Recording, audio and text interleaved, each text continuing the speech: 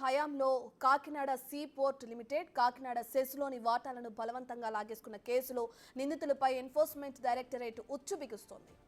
కేఎస్పీఎల్ యజమాని కర్నాటి వెంకటేశ్వరరావు ఇచ్చిన ఫిర్యాదుపై అటు ఏపీసీఐడి నమోదు చేసిన ఎఫ్ఐఆర్ ఆధారంగా రంగంలోకి దిగిన ఈడీ ఇప్పటికే ప్రాథమిక విచారణ జరిపింది. భారీగా మనీ లాండరింగ్ జరిగినట్లు కూడా గుర్తించింది. దాని ఆధారంగా మనీ లాండరింగ్ నిరోధక చట్టం కింద అభియోగాలు మోపి ఎన్ఫోర్స్మెంట్ కేసు ఇన్ఫర్మేషన్ రిపోర్టు నమోదు చేసింది.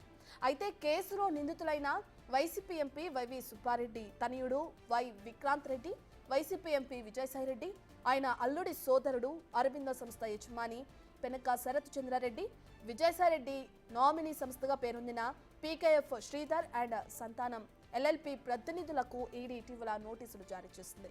ఇక విచారణకు హాజరు కావాలని ఆదేశించింది. అయితే వివిధ కారణాలతో వారు విచారణకు హాజరు కాలేదు. ఇక దాంతో వారికి మరోసారి నోటీసులు ఇచ్చే దిశగా అడుగులు వేస్తుంది.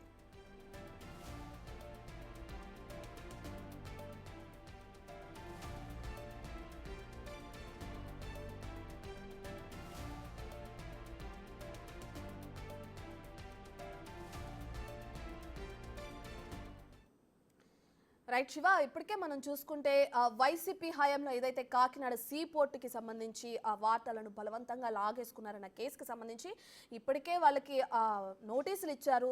ఇందులో ఎవరైతే ఇన్వాల్వ్ అయి ఉన్నారో వాళ్ళు హాజరు కాని నేపథ్యంలో మరోసారి నోటీసులు ఇచ్చే దిశగా అడుగులు వేస్తుంది ఈడీ అని చెప్తున్నారు. సో మరి నెక్స్ట్ టైం ఇప్పుడు మళ్ళీ రెండోసారి నోటీసులు ఇస్తే వాళ్ళు విచారణకి హాజరయ్యే అవకాశాలు కనిపిస్తున్నాయి అంటారా?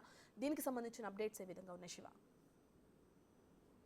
రత్న, మొత్తం మీద చూసుకుంటే కాకినాడ పోర్టు వ్యవహారంలో బలవంతంగా ఏదైతే కేవీ రావు దగ్గర నుంచి రాయించుకున్న 41.21% సంబంధించి కూడా ఇప్పటికే ఏపీ ప్రభుత్వం సిఐడి విచారణకు ఆదేశించి దీనికి సంబంధించి విచారణ కొనసాగుతుంది. అయితే దీంట్లో ఆర్థిక పరమైన లావాదేవీలు కొనసాగినాయి.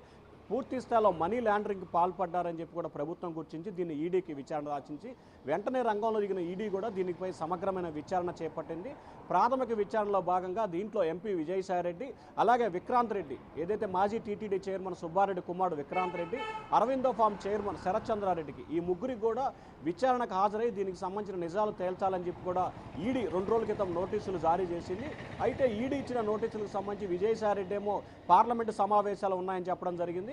అలాగే విక్రాంత్ రెడ్డికి సంబంధించి అనారోగ్యం కారణంతో తాను రాలేనని చెప్పి ఆయన నోటీస్ ఇవ్వడం జరిగింది. అలాగే శరత్ చంద్రారెడ్డికి సంబంధించి తాను ప్రస్తుతం విదేశాల్లో ఉన్నాను, వచ్చే వారంలో విచారణకు వస్తానని చెప్పి ఆయన చెప్పడం జరిగింది. సో ఏదైతే కాకినాడ పోర్టుకు సంబంధించి జరిగిన అక్రమాలకు సంబంధించి కూడా ఒకవైపు సిఐడి, మరొక వైపు ఈడీ సంయుక్తంగా కూడా దర్యాప్తు జరుపుతుంది. ఒకరికొకరి సహకరించుకుంటూ కూడా పూర్తి స్థాయిలో విచారణ అయితే కొనసాగుతోంది. మరొక వైపు దీనికి సంబంధించి కూడా మరొకసారి విచారణకు తమ ఎదుట హాజరు కావాలని చెప్పి కూడా ఈడీ ఇవాళ రేపట్లో కూడా నోటీసులు జారీ చేసే అవకాశం కనిపిస్తూ ఉంది.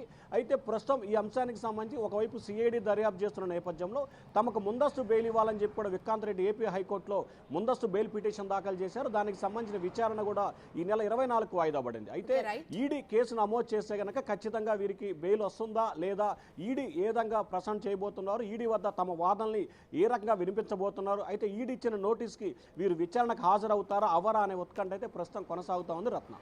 Right, thank you Shiva.